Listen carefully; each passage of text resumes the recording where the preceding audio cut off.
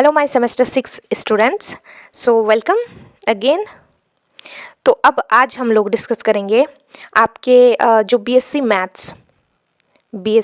Maths जो हम लोगों का सेमेस्टर 6 में जो मैकेनिक्स पेपर है उसका एक सब topic that is law of motion. ठीक है, देखिए आपके सिलेबस में सिर्फ लिखा हुआ है लॉ ऑफ मोशन।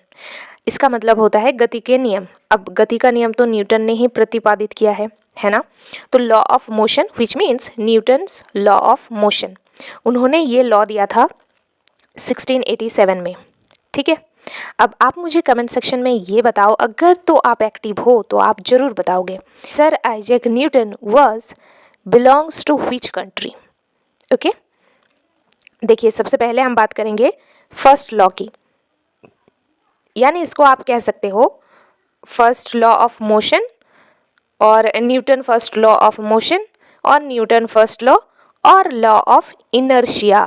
ठीक है, देखो ये बहुत ही आसान है, आपको लिख कर आना है एग्जाम में इस तरीके से। An object at rest stage at rest and an object in motion continuous in uniform motion in a straight line unless acted upon by an external force। ठीक है, for example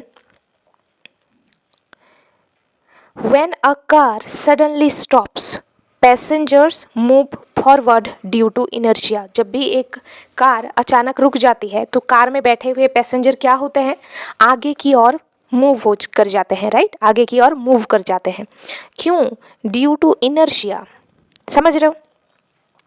देखो फर्स्ट लॉ क्या कहता है, बहुत ही आसान सा law है। वो कहता है कोई एक ऑब्जेक्ट है हमारे पास, ये अगर ये रेस्ट में है तो ये रेस्ट में ही रहेगा। सपोज कोई ऑब्जेक्ट है जो मोशन में है तो ये मोशन में ही रहेगा जब तक कि इस पर कोई एक्सटर्नल फोर्स अप्लाई ना किया गया हो। ठीक है, और ये तभी संभव है जब हमारा सरफेस क्या हो, एक ऐसा सरफेस जिसमें घर्षण ना हो, फ्रिक्शन ना हो, और ऐसा सरफेस रियल लाइफ में एग्जिस्ट नहीं करता है। ठीक है, ओके देन हम चलते हैं Newton second law of motion, या सेकेंड लॉ ऑफ मोशन आप कह सकते हो simply. The rate of change of momentum of an object is directly proportional to the applied force and takes place in the direction of force, which means इसका expression क्या होगा, F equal to ma, where F equal to force, m equal to mass, a equal to acceleration। ठीक है, बहुत simple सा ये भी law है।